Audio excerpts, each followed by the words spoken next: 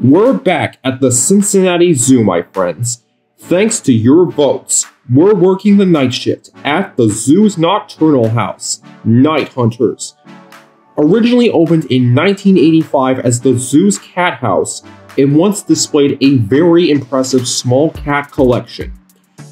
Fast forward to 2010, the zoo decided to add the best of both the cat house and the former nocturnal house, and turned off the lights. One renovation and several transfers later, Night Hunters was born. As we journey into the night, we'll see animals that we may never see again, along with a memorial that features a now extinct bird. Let's go! Before we begin, if you also love animals, I would highly recommend hitting the like and subscribe buttons and the bell icon to join me on my tours. Across from Gorilla World is a clearing that once displayed a bunch of small cat cages, but I don't want to make this tour boring, so let's move on. Before we go in, please keep your voices low. All of the animals in this building are nocturnal. The first animals are right at the door. Say hello to the Tawny Frogmouths of Australia. Not another death stare! Anyways, I overheard a few guests mistake them for owls, but I can't blame them or threaten them. The Tawny Frogmouth isn't an owl. Instead, the Tawny Frogmouth is a nightjar, a group of birds that resemble owls. Also, when these birds are startled, they will make a buzzing noise like a bee. Wow, it looks like they could take a course in bee-ish. If buzzing doesn't work, they will raise their head and stiffen their body to look like a branch. And if you were to visit in 2018, you might find a spectacle owl. Our next stop is the Himalayas. As much as I dislike shock humor, this area was once home to a snow leopard. But now, you might see something much smaller. The Pallas Cat. These little cats are so sassy. In fact, they can be aggressive when threatened. Even though they look like your pet cat, the Pallas Cat is a little bigger than one as it has thick fur. Speaking of which, they have the longest fur of any cat. Depending on the season, the cat's fur changes color. During the winter, it's gray, and in the spring, it changes to a more reddish color. One more thing. Cincinnati was the first place to breed the Pallas Cat using artificial insemination. Who's in this large exhibit? I'll give you a hint. It's an animal that we may never see again. Is it a koala? No, it's a type of hyena. Spotted hyena? It's way too small for one. Then what is it? An aardwolf. A what? An aardwolf is a type of hyena from East Africa.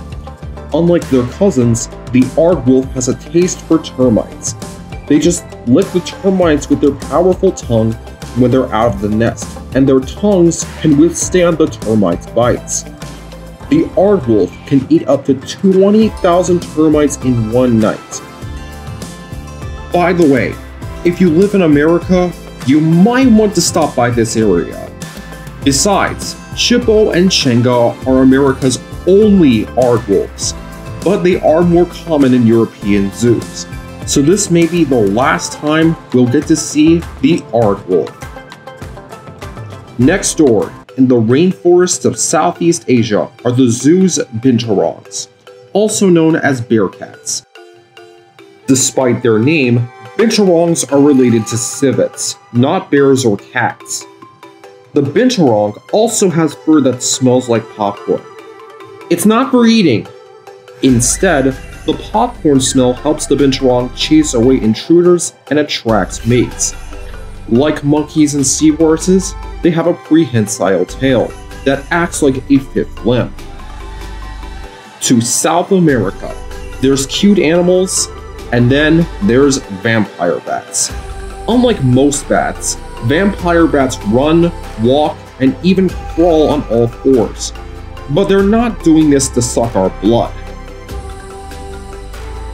These little guys prefer livestock, such as cattle.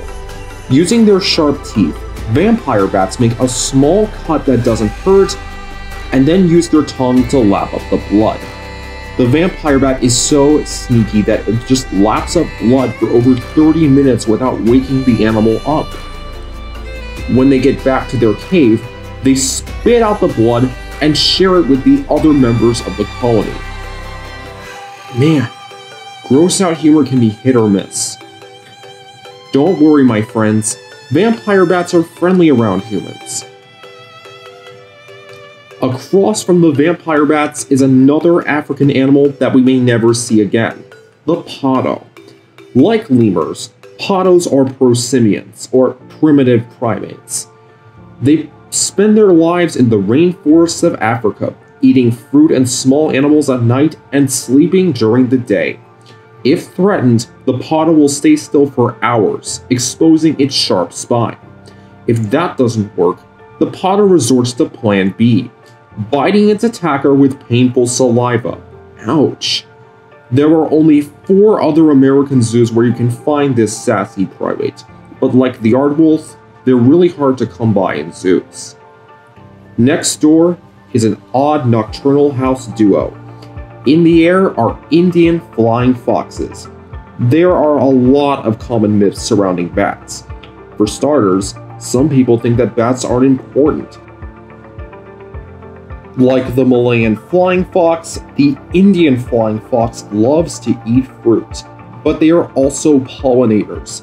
They can disperse seeds for nearly 300 different plant species, and there's no reason to be afraid of them.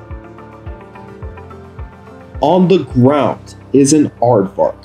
They have long claws for digging holes. An aardvark can dig at a rate at 2 feet in 15 seconds. When digging, aardvarks use their front claws to scoop dirt, their back feet to clear it away, and their tails to smooth the dirt out. Aardvarks mainly do this to dig homes to save themselves. If a hungry lion or hyena threatens the aardvark, it can also use its sharp claws to give the predator a painful scratch. Aardvarks can dig so many dens that other animals like warthogs and porcupines move right into the empty dens.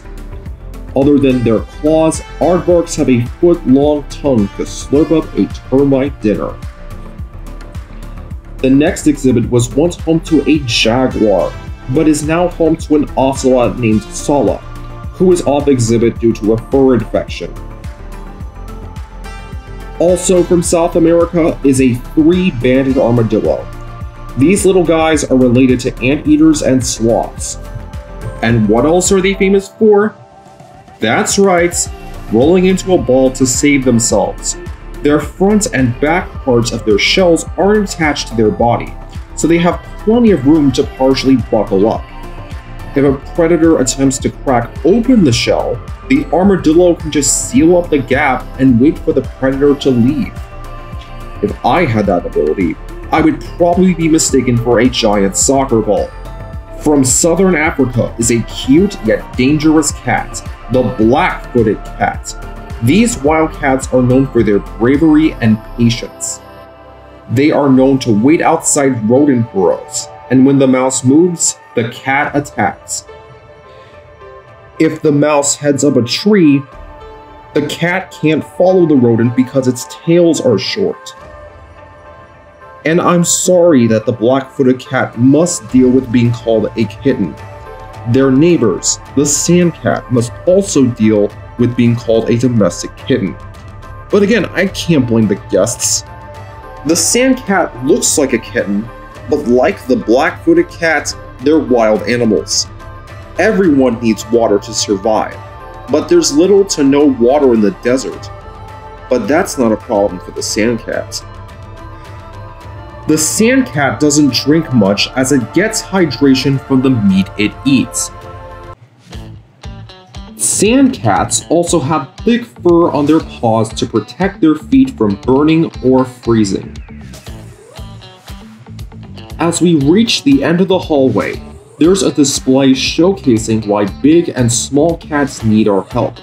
Okay, to avoid any more preachy stuff, let's move on to the Rotunda, also known as the former site of the zoo's small mammal house.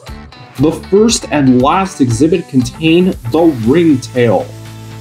Like the coati, the Ringtail is related to the raccoon, but unlike the ring-tailed lemur, the ring-tailed cat lives in the deserts, Rocky Mountains, and conifer forests of the southwestern United States. They have semi-retractable claws and hind feet that turn 180 degrees to help climb rocky cliffs. During the gold rush, miners domesticated the ringtail to help them exterminate rodents, which explains why some people call them the miner's cat. If only the ringtail was represented more in cartoons. To the left of the ringtail was a home for a clouded leopard, but you might see another Pallas Cat. In this dense rainforest is a mystery animal that I will talk about in a second, but next door is the Fennec Fox. The Fennec Fox is the world's smallest fox, but despite their small size, the Fennec Fox has excellent hearing to help them find food, or to cheat on a test. The Fennec Fox is the only carnivore in the Sahara Desert that doesn't need to drink. The fox's kidneys can conserve water, and like the sandcats, they get hydration from the meat they eat. Okay, I'll stop with the rhyming. Next door is our mystery creature that lives in the fox's former home. Introducing the large spotted genet. Like the binturong, they're related to civets. They love climbing trees, searching for small prey. But if hair gets stuck in their stomach, they have a special medicine, grass. Eating grass helps the genet remove any hair, and it really helps with digestion. The spotted genet also loves to head on the ground to find more food. Even though the genet isn't endangered, they still are rare in American zoos. Next to the second genet exhibit was an empty exhibit, though I'm not sure what will fill in this space. Since the zoo just got a fishing cat, maybe they could use her to fill in that space. As we head back outside, you can go left to Cat Canyon, but we'll be heading right. Across from the now empty bobcat exhibit is the Passenger Pigeon Memorial. Like almost everything in the Cincinnati Zoo, it has historical value. Originally opened in 1875 as a Japanese-styled aviary, it is now a tribute to the world's last passenger pigeon, Martha. She actually died at the zoo in 1914, and the walls explain in full detail about how this bird's extinction was a wake-up call for zoos to save wildlife. And that officially wraps up the channel's first nocturnal house.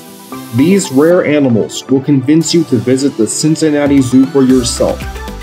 So, what would you like to see for my third Cincinnati tour? Manatee Springs will feature manatees and the channel's first American alligators. World of the Insect, which includes tons of lesser-known invertebrates. Or Jungle Trails, which will feature rare primates and the return of the orangutan. Thank you for liking and subscribing, and thank you for watching.